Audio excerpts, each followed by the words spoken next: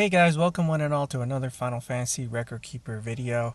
Today I want to talk to you guys about the Torment dungeon, the 250 difficulty battle, and what I did to beat it, what was the strategy behind it, and the team that I used. Now, I thought about making a video about it, but turns out the battle took like 27 minutes, something like that. It was pretty ridiculous.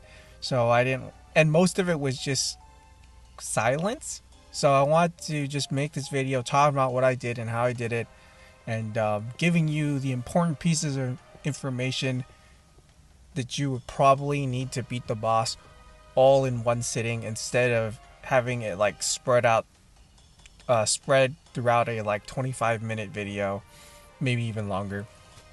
So anyways, as you can see, I've master cleared it. You know, my prizes have been collected, etc. So let's go. This is the team that I used. I'll explain it in more detail. The roaming warrior I used, where is it? Let's see it. Pretty much I'll tell you now, the one that I used was Yoshitola's Burst Soul Break. There it is. Asylum, because I personally don't have this one. I tried getting it but failed, so I had to borrow one from a roaming warrior. But yeah, let's go over the team real fast. So I used support, 2 bruisers, double white mage. Now typically if a boss battle gets too difficult, I use a double white mage composition, and that's why in a previous video where I talked about Cure Rays versus Curaja, I mentioned that at some point you should invest in 2 Curajas, because double white mage comps are really strong. But first, let's actually go over the white mages that I'm using. As you can see, Yoshitola, this is my white mage. I only have her super and her uniques. I don't have her burst. If you have her burst soul break, I would imagine that this fight would become a lot easier, but I don't have it. So I choose Yoshitola over Tyro in this case because, for one, they both have stone skin, and the other thing that Yoshitola has is, or for me anyways, that I have for her is Medica 2, which heals, and that's great. But the important thing is that it casts Insunya on the whole party. Now, because against these triple horribly looking babies, one of them, I think it's the green one, Phobos, he has the ability called Rainbow Wind, I think it's called, where it can inflict one party member with sap, silence, or blind. So unless Yoshitola gets hit with a silence, whatever negative debuff that your party receives, she can remedy that with her Medica 2 AoE heal, AoE and Sunya. So that's why I chose Yoshitola over Tyro. I used Knight's Charge because, you know, it fills up the soul break faster, and if she takes damage, you know, she receives more soul break as well. My second white mage is Minwoo. The reason why I'm using him is, well, I didn't even use this. This was pretty useless because of Insunya. But most of the time for him, but I brought it anyways just in case Yoshitola did get silenced. So the main soul break that I used, and probably the most important ability, one of the most important abilities or soul breaks that I use during fight, is a Will of the White Mage, because of the ability to instant cast a large heal for the whole party. Now, with my mind at 461, I heal about 3.8k HP, which is quite a substantial difference compared to Yoshitola's AoE heal, which only heals about 2.2k. My bruisers, I use Cloud and Lunith. For Lunith, I have his Burst Soul Break, which does wind damage.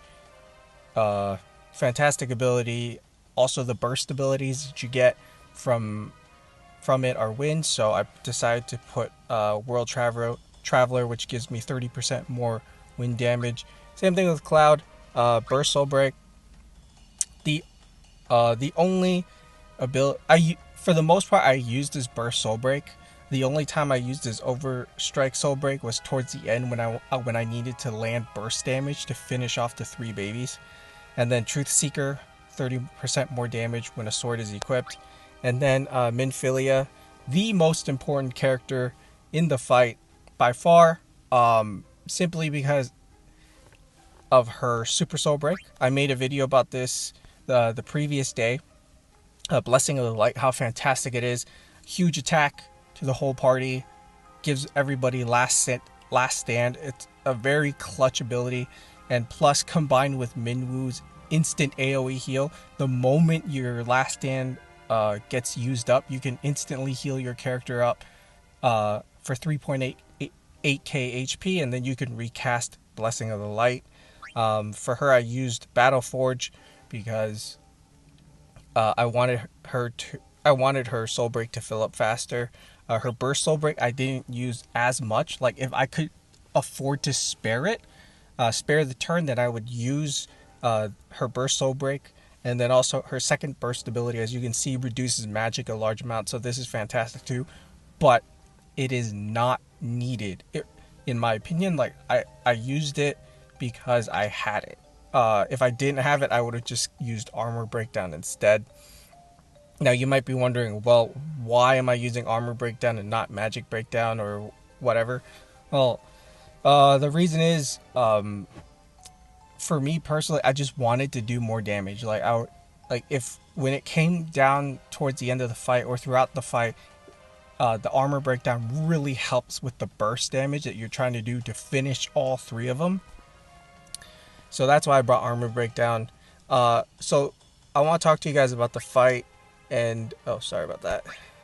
I want to talk to you guys about the fight and what I did. So, the trash mobs, they're very difficult. And the most important thing with the trash mobs is the first round. The first round is incredibly important. So, let's go into it. Because for the first round, you want to have 2 enemies. Okay? Hopefully, let's see what we get as our first round. Okay, so in this situation where we have 2 enemies, we have this dude and the Gigas. You want to kill the Gigas first because of the insane magic damage that it does. But let's just say you run into a situation where you're fighting 5 of the ugly spear dudes at once. You can flee the battle, flee, and then reset, and then re-enter the dungeon until you get a more favorable opening. See, and because stamina cost for this event only is not paid until the battle is over, until you win the battle, you can keep resetting. Like, this would be an okay start, because you get 1 enemy, but you have to be careful. You gotta burst this guy down relatively quick because after a certain amount of turn, he'll lightning your whole party, and trust me, that hurts. That ability really hurts. But pretty much, you're gonna be just charging up your soul breaks. I'm using the wrong heal. That's okay. Oops. Sorry. Flee. But you want to be charging your soul breaks on the first round for your burst soul breaks. I mean, for your two bruisers or whoever you decide to use, because using burst soul break abilities are the best way to conserve your actual abilities for the final boss battle.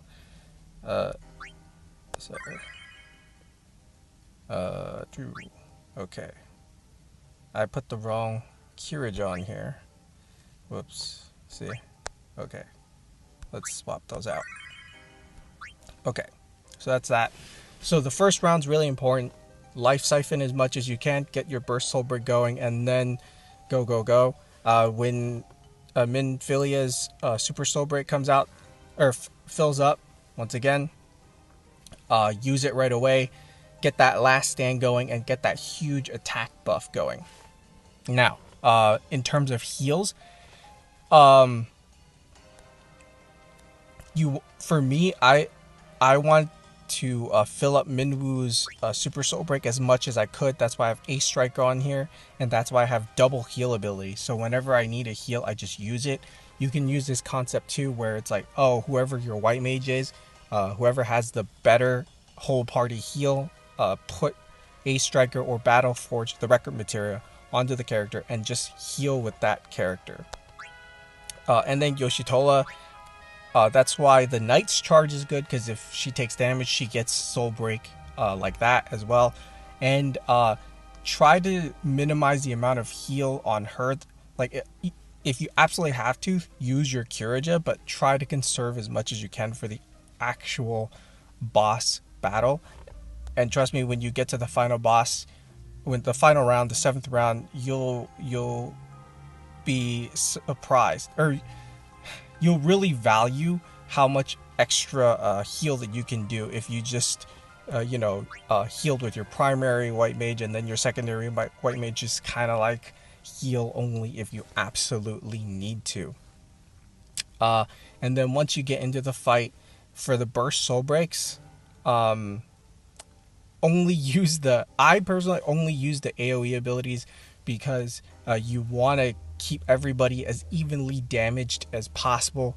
Because if you burst one down, like let's say you use all of your abilities on one dude and you take one out and there's 2 babies left at full health, the one you just took out will revive in about 4 turns. Okay, so you want to you want to get everybody low, defeat one of them, and then you will have 4 turns to finish the other 2 off, at which point you should burst down each one individually. That's what I didn't really use their weaknesses until the end of the fight, like Fire Gust Strike, Blizzard Gust Strike. I didn't use those until the end of the fight when I was trying to burst down one of them, because that vulnerability damage is actually quite effective. Minfilia, for Gaia Cross, don't use Gaia Cross during the trash mobs. Like, you will literally just get crushed by the aggro. Use it when you get to the final round, because the final round, the babies, their physical attack, it's pretty abysmal. So you can just Gaia Cross there, get the earth requirement out of the way, and then with the physical attack that she receives, it will fill up her soul break even faster, so you could use your super soul break, keep your party alive. There are a lot of good white mages you can use in complement in you could use a lot there are a lot of white mages that complement well with Last Stand. I use Minwoo, like I said, because of the instant heal. Another character that has instant heal is Soul Break. Vanille has it.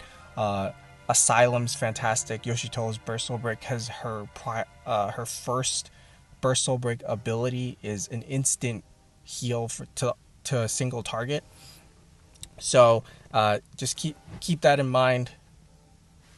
Gaia Cross, if you're using this, only do it towards the end of the fight during the final round. Okay, and then for the Burst Soul Break, or the Roaming Warrior, the Burst Soul Break that I used the first charge of Asylum when all 3 of the babies were down to about half health, and then the second charge was when the 3 babies were down to about 25% health, and then at about 10% is when I bursted down one of the babies, and then I proceeded to finish off the other 2 in sequence. Now, who you choose to take out first doesn't really matter at all. You just pick one. It's random anyways. But yeah, that's how I beat the 250 difficulty dungeon. There was a little bit of RNG required. I was fortunate where the 6 battles that I did, the trash mobs that I didn't encounter any battles where I had to fight 5 guys at once. At most it was 4, so that saved quite a bit of abilities. But don't worry, if you don't get it on the first try, that's okay. It does take a bit of patience, but I'm sure you guys will be able to do it. Anyways, I hope you found this video to be helpful in terms of how to beat these guys. I mean, I think I covered everything. Let me think for a second. Yeah, I think I covered everything I did for the battle, like my thought behind it. And yeah, that's it for the video. I hope you guys enjoyed it. If you liked the video, or if you enjoyed the video, give this video a like. Consider hitting the subscribe, and I'll talk to you guys tomorrow.